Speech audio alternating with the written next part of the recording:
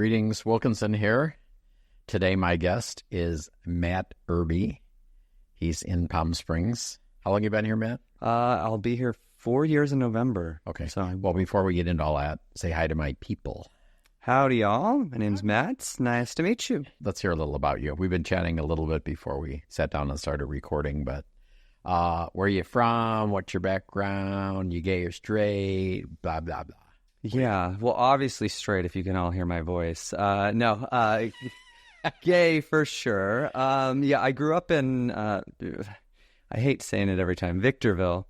It's in the higher desert of California, so... That's north, right? It's north, yeah. So when people think California, like Palm Springs and beaches and stuff, think the Midwest of California, because it's exactly like that. So desert, middle of nowhere, lived on a dirt road, rode quads. My dad rode motorcycles. Everybody has a gun. My neighbor shot and killed one other neighbor because they took their meth, that type of stuff. And so that's where I grew up, very redneck.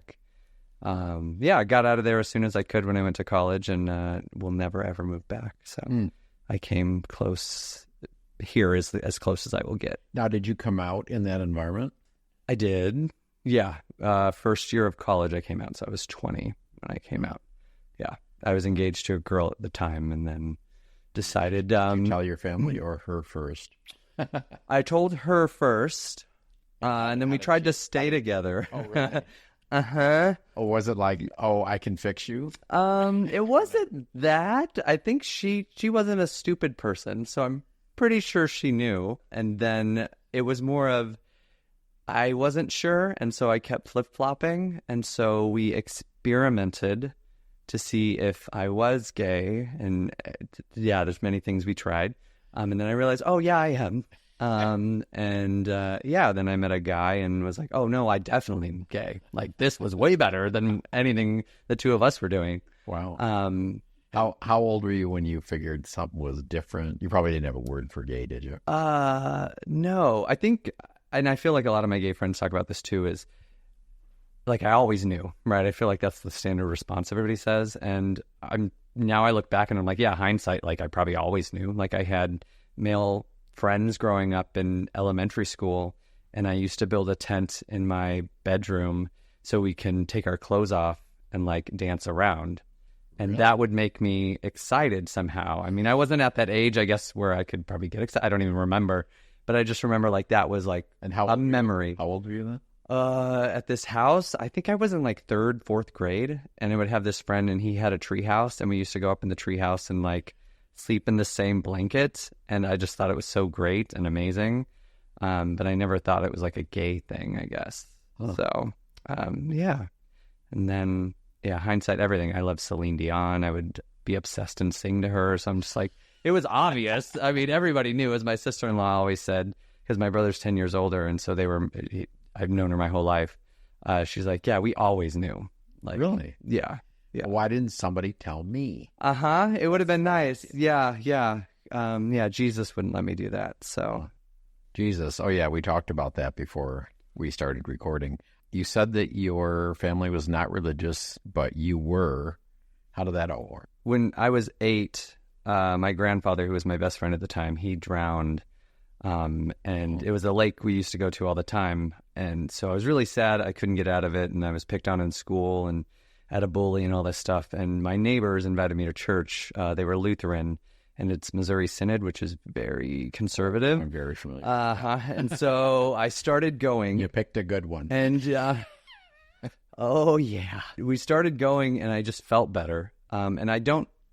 Hindsight, I think I just felt better because I was around people who were nice all the time, right? And at home, my parents were always fighting. And so I think I just equated these nice people to like religion altogether, right? And so that kind of became, it got me out of the sadness I was feeling at that age. And then I asked my parents if they could put me in school where I wouldn't get picked on, and this small little Christian Lutheran school where the church was at. We basically had like modulars, or like little module, like, what's it, like almost like an RV or like a mobile home that the school was in. So it was a really like janky one. It didn't cost a whole lot to go to, which is why they put me in it. And then I made friends, and I felt good. And so I stayed in Christian school all the way, and I graduated in high school in Really? a Christian school. And so I remember my preacher telling me one time, he goes, "You're the only kid I know that takes your parents to church instead of the parents taking them to church." So I used to cry if we couldn't go to church, or my dad was too tired from work, or my mom didn't want to go because she had to work. So you got them going. I got them going, and so then they started going and getting involved, and so they don't go anymore. Once I moved out of the house, they stopped going, and then they still claim they're Christians. They don't follow any of that lifestyle. But you still go, right? I don't go. Absolutely not. No, I kind of realized the quote unquote error of my ways, but I kind of What was the turning point?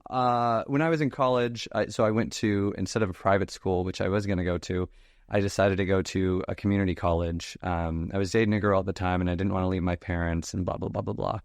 And I took an anthropology class, and it talked about evolution, and something clicked, and I was like, this makes a lot more sense to me. And so I decided to read the Bible to tell myself this is stupid. This evolution is not true. I've been taught my whole life this isn't true. So I read the Bible front to back. It took me a year and a half. But I wrote notes on what things were hypocritical and what didn't make sense.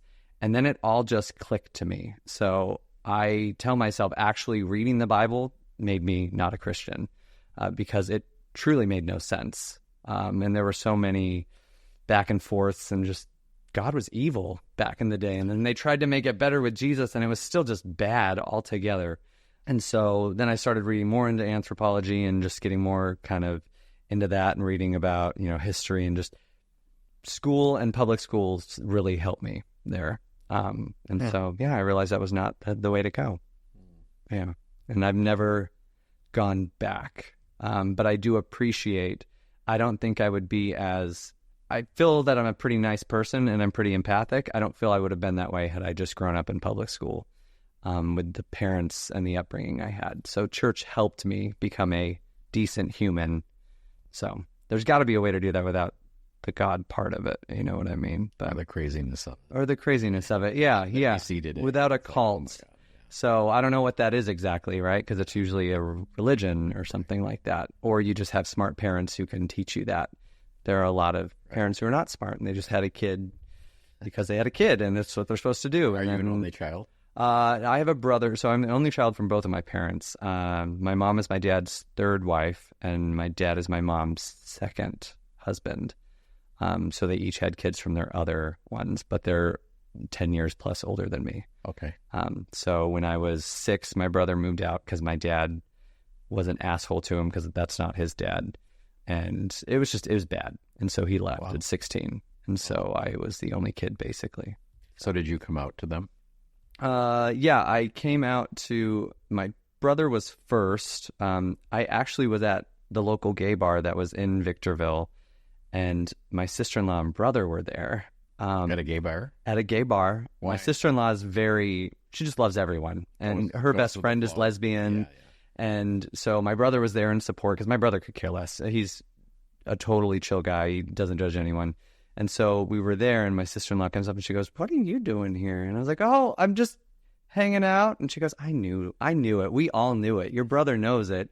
And my brother called me the next day, and he's like, "I don't care. We love you no matter what," that kind of story. Cool. So yeah, then I told my mom, and she didn't believe it. She still says, "You don't act very gay, so I don't understand why you are." But she says that even today. She still says that today. Yeah.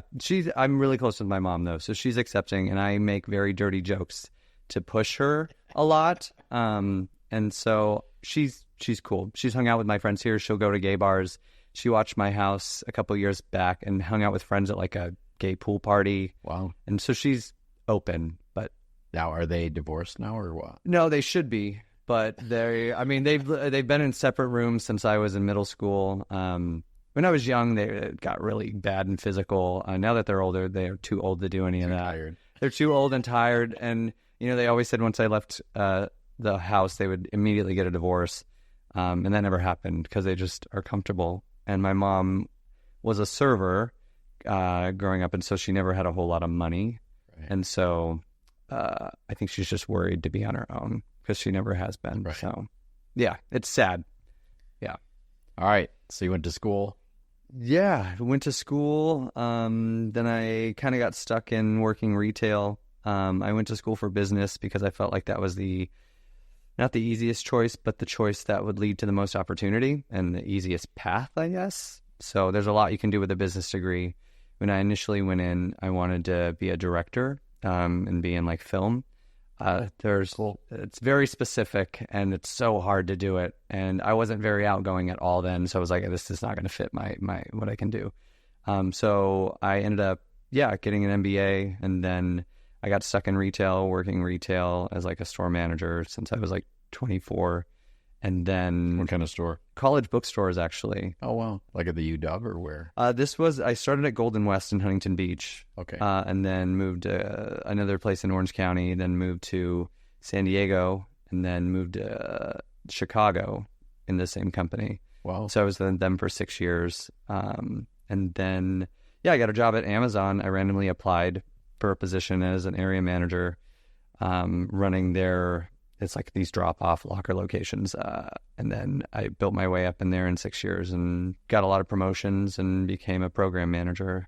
So for their new retail developments. So how long were you at Amazon total? 6 years. 6 years. 6 years. Yeah, that was, for anybody who's worked corporate life, it was a lot of work. I'm glad I wasn't, like a lot of, I'd say some millennials and some of the new generation, they could be 22 and get a corporate job right out of college. I'm glad I didn't, because it's tough and it's cutthroat. Right. And I'm a very emotional person, so I would cry a lot. Typically not in, sometimes at work, I'd have to go in the bathroom and cry. I just hated it. I hated being fake. And that's all it was. I feel like I'm good at it. I can be fake, right? Right. But it's just exhausting mentally to be that way all the time.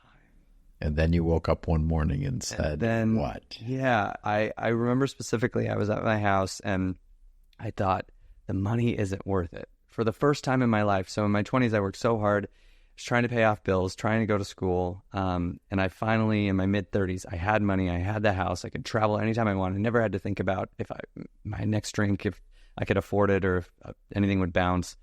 And I was like, this is not worth it. I worked so hard to get here and I'm fucking unhappy. Right. And I've never been this unhappy, and I have so much money finally. And so I got off a meeting, I was crying, and I remember I had a Post-it, because I would write on Post-its all the time, like little notes. And I wrote the word play, and I was like, I just want to play all the time. I was like, I'm tired of working all the time. And I stuck it on my desk. And that night, I remember I got off work, I had a beer, and I was like, okay, I'm going to do something with this Post-it. And I just stared at it for a while. Wow. And then I was like, I've always wanted to do a bar. But not the bar that I'm used to. I've always wanted to do some kind of board game thing. And I think I stayed up till 3 a.m. I got like half the business plan done. Wow. Took me another week to do the rest of the business plan. And I found a location a week later. It just when I'm into something, I will do it immediately. So you're 120%. Yeah. And so it just, everything kind of fell into place. And then, I gave a 6-month notice at work. But wait, Play is in Palm Springs. Play is in Palm Springs. So how did Palm Springs get on this? How'd you get into this? Oh, yeah, I was in Chicago. I had a partner at the time. We were together for 4 years. I met him when I was in California, but he was finishing school up there. And we got engaged, and then I was working at Amazon in Chicago, and I got a job working at corporate in Seattle. It's their main headquarters. And so it was an offer I could not refuse. And so my partner was able to get approval to work from home. And we both moved there together with the dog. And then I got a couple promotions in Seattle. And then when pandemic hit, my partner and I both worked in our small apartment in West Seattle together. And I realized, oh my God, I can't stand this person. He was like 7 years younger than me, and so he was just and he grew up in the Midwest. We just had a lot of different page. Just totally different, and he was not controlling. It was just, I don't know how to describe it. It was just, we didn't mesh very well. And so I broke it off, and he moved back to Chicago, and I stayed in Seattle for 3 months, and I was like, I hate it here. I have no friends. It's very hard. They talk about that Seattle freeze, and it is so true. And I've tried to wrap my head around why that's so true, and it's just, I think, a melting pot of so many younger people from other areas of the country, and everybody's trying to one-up each other in that corporate environment. So you add that on top of the crappy weather, and it's just nobody wants to be friends with anybody or be like a real human because they're so used to being fake all day long. And so so I made one friend. Is the Seattle freezing just a gay thing? I never knew that. Or is it? I mean, I don't know. I feel I was around a lot of straight people, I'd say. Like a lot of my coworkers were, and they all said the same thing. Like we would have deep conversations about why it is that way. But then I would never hang out with any of them after work. work. May not know what that is. How would you describe the Seattle freeze? I'd say, unlike most places, you could walk into a bar and make a friend. Just start talking to somebody. You'd probably get weird looks, or you would. Like I just couldn't go to a bar. I tried many times going alone to a bar, and I felt so uncomfortable. And they're standing around and clicky. It's very clicky. Yeah. And mostly it's work related. Like all these people who work in the same division or in Amazon specifically. So we would have, it's called like levels. So you could be like a level 6 is what I was. But if you were a level 4, it's like, oh, I wouldn't hang out with a level 4. And it's just like, it's this weird, like nobody says it, but it's true. Right. And so I would never say that, like, oh, I wouldn't hang out with that person. You know, so it's just, I think that just feeds into the culture of the whole city. And I'm sure it wasn't like that back in the day before all of that. Like, I'm sure it was very different in the grunge era and stuff. Right. But it's all corporations now, Google and everybody up there. So not to mention the traffic. Yeah. I was in Chicago before that though, so I'd say Chicago was a lot worse. But Chicago, yeah. People were ruthless driving there. In Seattle, they're nice, and it's exhausting because they're nice drivers. Like, oh no, you can go, and I'm like, just fucking go. Like, yeah. So it's a very different culture there. Yeah. Yeah, you're standing at an intersection that has 4 stop signs and nobody goes. Yeah. I'm like, oh my God, I'm going. Like, I don't care. I'm honking at everybody as I go through this too. Right. Yeah. Right. Yeah. But so then I moved down here. Had you visited here before? Yeah. When I lived, as I lived in Orange County and San Diego, kind of through my mid-20s, and I would come here every Pride. It was my favorite Pride.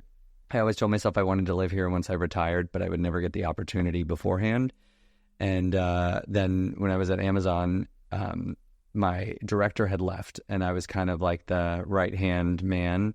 And so I threatened to leave unless they would let me work from home permanently. So I found the perfect opportunity. And within a day, they got back, and they said, we don't care. You do whatever you want. And so I got written approval, and 3 weeks later, I moved down here. So they allowed you to work from home? Yeah, and I was one of the only ones in that org to get a sign-off where they could not rescind it after the pandemic. Wow. So that made it harder to leave Amazon too, because I was one of the only ones grandfathered in to never have to go back to the office. Well, now they're making everybody. So they're making him go back. Yeah. A lot of friends of mine or people I guess coworkers had to move to Seattle after they had just bought houses during the pandemic in different places and stuff like that. Yeah. So I feel like I've had a conversation recently with one of my friends here that I feel like Palm Springs, it shifted to a younger crowd-ish a little bit during the pandemic, but it's going to be very interesting in the next 5 years to see if it shifts back. Right. Because everybody has to go back. Or I have a good friend, he moved here a few years back, and he cannot find remote work at all. The remote work isn't really a thing anymore. It's all hybrid where you can you have to be in the office at least once or twice a week. Yeah, they want to check on you. Yeah, that's all. And it's stupid because we proved we didn't need that during the pandemic. And so he's moving within the next year because he can't find anything, but he loves it here. And so I feel like things are going to change a little bit. So it'll be interesting to see. Well, he could just stay here and be a barber, florist. Yeah, but home designer, that's not going to pay, $150,000 plus a year, like, unless you're really good at giving blowjobs. Well, practice makes perfect, I guess. Tourists. Oh God, yeah. So you came down here with play in your head. So I thought of play when this was actually January of 2023. I thought of it.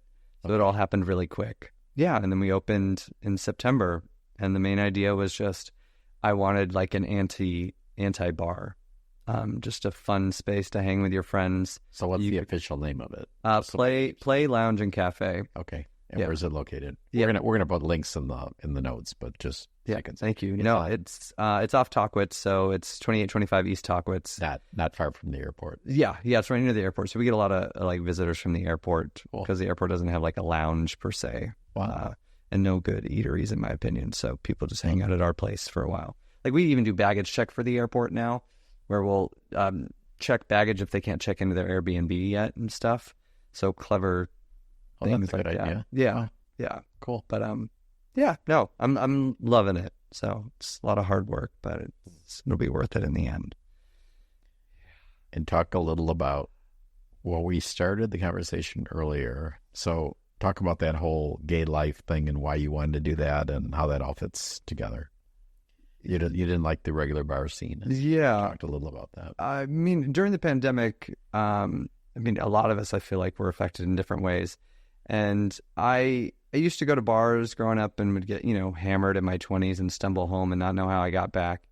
And then during the pandemic, when I moved here, my first friend I made, he invited me to a board game night. And I used to do that when I was in Chicago. Like, I never went to Boys Town. We just hung out at each other's houses. And so I thought, oh, cool, I can make friends again, because I had that in between in Seattle where I had no friends. Right. And now I'm making friends already within a week of being in Palm Springs. And so I started going to board game nights, and it was Tuesday. So every Tuesday I look forward to it during the pandemic, because it was the night to hang out with my friends. We were the only ones seeing each other.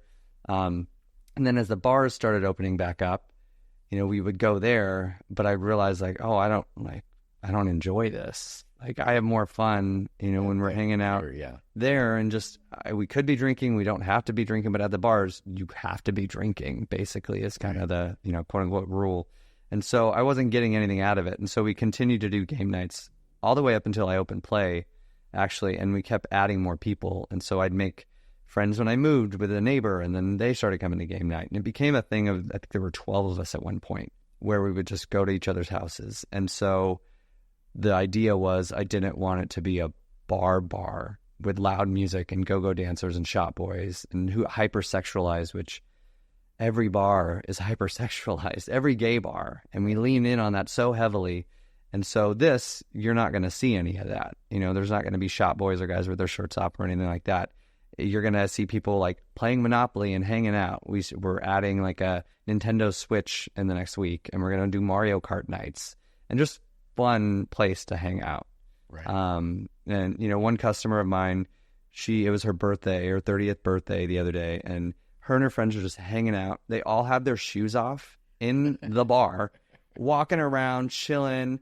And that is exactly what I created it for, is they felt so comfortable to take their shoes off in a public bar. Right. And they had the best time. And it was her birthday. She's like, I asked her what she's doing special for her birthday. And she's like, right here, this is what I'm doing special for my birthday. And I actually started tearing up, and I was like, that is amazing. And so that's kind of the thing. It's just this community space that's not a bar. It's just a place to hang out. And a lot of people have made friends there.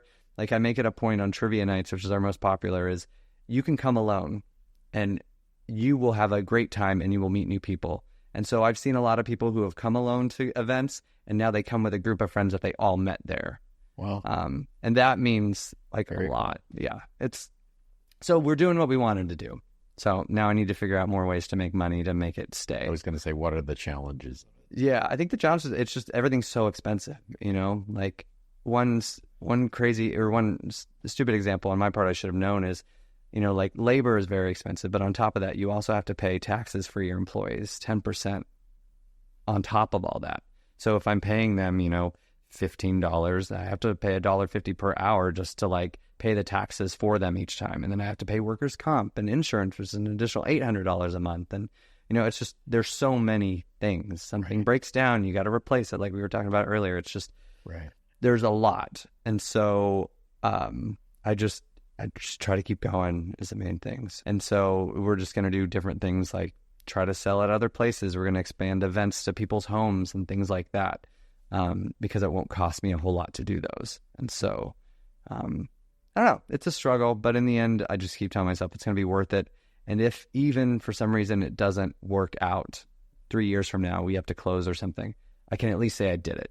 Right. I would hate to be 70, 80 years old and be like, I stayed in that corporate job. I hated my life. Right. And I just lived hating my life this whole time and being unhappy. And at least this, if I end up having to go back to corporate in a few years, then I can say, check, I did it. Maybe I wasn't successful at it, but at least I tried. You're not going back to corporate. I I really hope not. I will fight to not have to go back to corporate. Yeah, unless Play becomes a corporation, but that would be the only way. Do you have any thoughts of like franchising later on? Or yeah, I've actually had many customers ask that, and I'm like, we haven't even been open a year, so I can't even put that in my brain space. Okay. But yeah, there's been a lot of thoughts of like where it would be and the clientele you would try to attract with it. Cool. So yeah. I mean, you have to have that, I think, because if you get too far close in the weeds of like, oh my God, we didn't make sales today, what's going to happen? Like, then my creativity's out the window. I end up having to go home, or not having, but I go home and have a beer because I'm so stressed. And then I wake up feeling, groggy because I drank too much, and then I'm not creative at all. And I went down that spiral for a good 2 months where I was a shell of myself. And now I just look at it like I just have to think about the future. Like, it may look bleak during the summer or today because sales tanked, right. But I look, okay, if we franchise, if we do this, like, what is that? And that gives me life to be creative and bring that out more. Right. So, yeah. And there's a good community here to talk to, which is good too. So I'm trying to get my footing in that and figure out. But I think, yeah, there's a lot of people around here struggling too. And so I think if we're all real with each other and discuss that will make a big difference. What do you like best about your life right now? Is there anything? No, I'm kidding. As I'm just talking about not being bleak, right? And then I'm like, oh God, there's just so many. I can't pinpoint just one. I think the freedom to do whatever I want with my work. That's something I've never got to experience before, right? I always had to answer to someone or be worried about losing my job or two different things. Yeah. And in corporate, there were a couple of times at Amazon, actually, I lost my position because we had a reorg or something. And I always found something else, but it was just like, oh, I don't matter really. Like, I could work 80 hours a week and break my freaking back. Give them your life and they don't even care. Like, I'm just a tick mark and that's it. And so here it's like, I can make a difference, and like every little thing I do, I could do whatever I want. Right. I wanted to start selling matcha, so I put it on the menu and started ordering matcha. Like, it's just, I could do whatever I want. Right. And so that's fun. And I enjoy hosting like parties, and that's always been like my biggest thing I enjoy. I would do it at my house all the time. Every season I'd have a big party, and I get to do that almost every day at Play. Trivia nights, we have about 70 people show up, so I get to host a 70-person party every Tuesday. Wow. And we are doing another trivia where like 30 people showed up. So it's just that's kind of my happiness right now. Can you go and observe?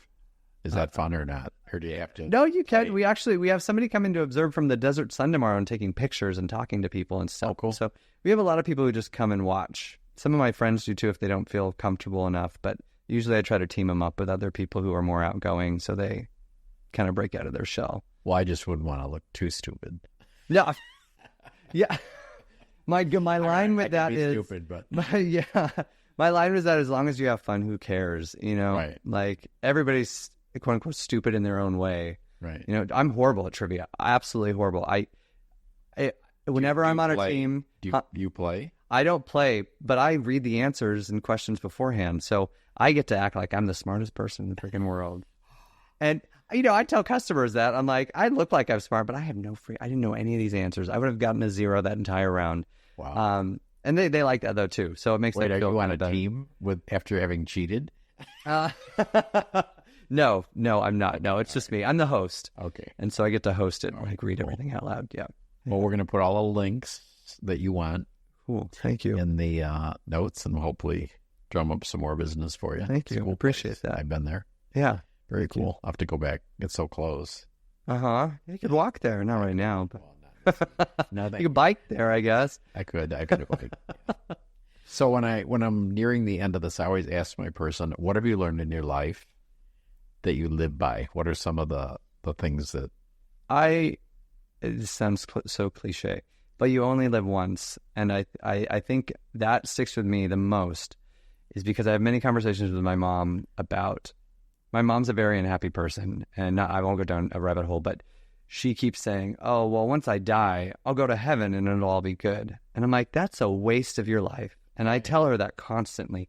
I'm like, you're just waiting for this next life that, to be honest, nobody even knows that it exists, right? I don't believe it does. Yeah. She wholeheartedly does. And so she just like wastes her life not doing anything. And so, after kind of going and, being a Christian and thinking that like, oh, this life means nothing. It's all about the afterlife. So I got to follow all these rules in this life and basically give up everything. I think about it. I'm like, no, when I die, I believe that there's nothing. I'm just dead. And so I want to make the most out of this. So I think that's like why I did play and like gave everything up, because fuck it. This is the only time I got to do it. Who knows? I may only last till I'm 50 based on the way I eat and how I'm going. Like, who knows? Like, I like Del Taco way too much to live to 80. Wait, are you eating poorly? I do eat very poorly, yes. So I own a restaurant, but I eat poorly. I can't get over that redneck upbringing. I love Hamburger Helper so damn much. No, I'll take that out. No, I'm not. Really, Hamburger Helper. I do, yeah. And DiGiorno pizzas, and I'll leave the DiGiorno sitting on the counter for 3 days and eat it. Yeah, that does not happen at Play. Guaranteed. I'm a very clean person. But yeah, you only live once, so you might as well just do it. And nobody else is going to tell you what to do. You just got to do it. And so I think that means more to me than anything. And I try to tell myself all the time when I'm stressing out, I'm like, I only got this one shot to do it. So I'm just going to do it. Why not? Yep. Yeah. That's why I'm selling my house. Yeah. Last chapter, baby. Right. Time to do something. It doesn't have to be the last chapter. It could be the new book. At my age, it's the last chapter. Trust me. So you can't look at it that way. The new book, the sequel. I've had an interesting life and with many chapters, but yeah, I'm looking forward to the next one. Yeah, so. good for you. Anyway, thank you for coming in. Yeah, I've been after you for a while. And you finally came in. Yay! Yes. No, thank you. You're a good guy, and this has been fun. So thank you. I appreciate you.